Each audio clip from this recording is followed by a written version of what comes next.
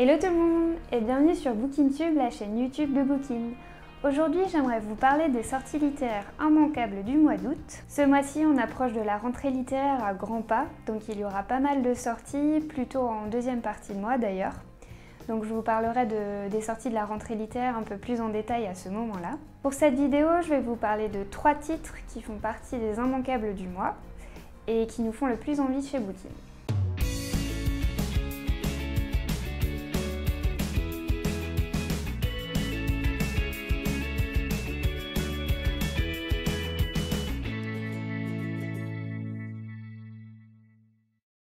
Pour commencer, j'aimerais vous parler du nouveau roman de Jussi Adler-Olsen qui s'intitule L'unité alphabet et qui sort le 29 août chez Albin Michel.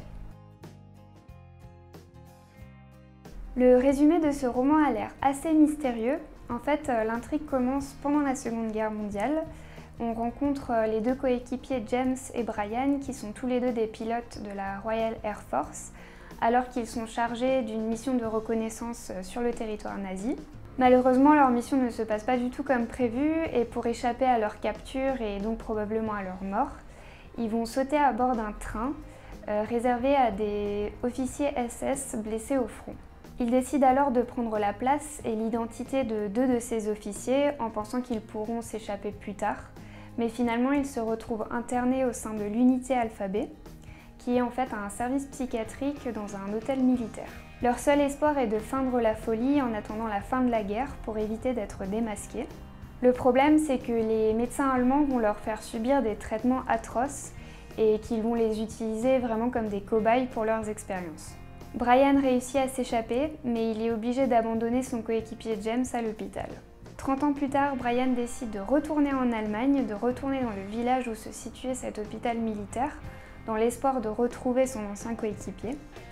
Et il va finalement retomber sur des gens qui étaient avec lui à l'hôpital. Ce résumé suggère une ambiance assez dérangeante pour ce roman. Je sais pas pour vous, mais les histoires qui se déroulent dans des hôpitaux psychiatriques me font toujours froid dans le dos. On sait jamais vraiment où s'arrête la réalité et où commence la folie humaine. En tous les cas, je pense que ce roman est parfait pour les fans de thrillers psychologiques, surtout dans un cadre historique. Le deuxième livre dont j'aimerais vous parler est Le supplément d'âme de Mathieu Biasotto, qui sort le 16 août chez Bragelonne. Dans ce roman, on rencontre Thomas qui vient tout juste d'avoir un accident de la route. Il est littéralement perdu, en fait il ne connaît ni les raisons ni le contexte de son accident et il ne sait pas non plus où il se trouve. En fait, on apprend qu'il est vraiment entre la vie et la mort, qu'il est de l'autre côté de la réalité dans un monde parallèle qui s'intitule Le supplément d'âme. Dans cet espace, dans ce supplément d'âme, Thomas va suivre un enfant qui est étrange et assez mystérieux et qui détient un carnet noir. À travers ce carnet, cet enfant va lui montrer ses souvenirs et les différentes étapes de sa vie. Le portrait qui se dresse de la vie de Thomas n'est pas très plaisant. En fait, on apprend qu'il est plutôt un homme détestable en réalité. Il voit ses souvenirs défiler dans un corps d'emprunt et en même temps, il sent que le présent commence à lui échapper et que dans la réalité, les médecins s'apprêtent à le débrancher. Et il commence petit à petit à comprendre le rôle du supplément d'âme. Dans son roman, Mathieu Biasotto nous emmène sur le thème des expériences de mort imminente, mais vécues de l'autre côté, vécues de l'intérieur. On suit Thomas alors qu'il voit vraiment sa vie défiler et qu'il commence à remettre en question ses choix et son comportement, et à se demander vraiment qui il est et qu'est-ce qu'il aimerait changer. L'ambiance du roman a l'air d'être assez spéciale. En fait, j'ai l'impression qu'il y a 2 côtés à ce roman. D'un côté, on a le suspense et le mystère qui entourent la situation de Thomas dans le supplément d'âme, mais de l'autre, on sent aussi que le roman va traiter des regrets du personnage et des différentes étapes de remise en question. Le dernier livre que j'aimerais mentionner dans cette vidéo est le nouveau roman d'Olivier Adam, La tête sous l'eau, qui sort le 23 août chez Robert Laffont dans la collection R. Dans La tête sous l'eau, il s'agit tout d'abord d'une histoire de drame familial. Après la disparition de Léa, sa famille plonge dans un cauchemar qui semble sans fin alors qu'ils essayent de la retrouver.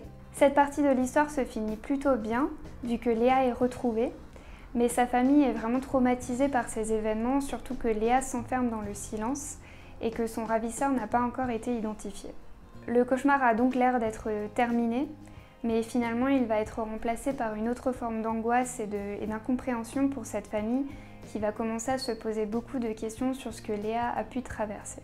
Dans ce roman, on retrouve en quelque sorte les mêmes thèmes que dans le premier roman d'Olivier Adam, Je vais bien, ne t'en fais pas. On part d'une disparition dans un cadre familial qui finalement va se terminer par des retrouvailles, ce qui est une bonne chose, mais ces retrouvailles ne se déroulent pas exactement comme on pourrait le penser. L'atmosphère du livre a l'air d'être assez mystérieuse, même un peu sombre, j'ai envie de dire.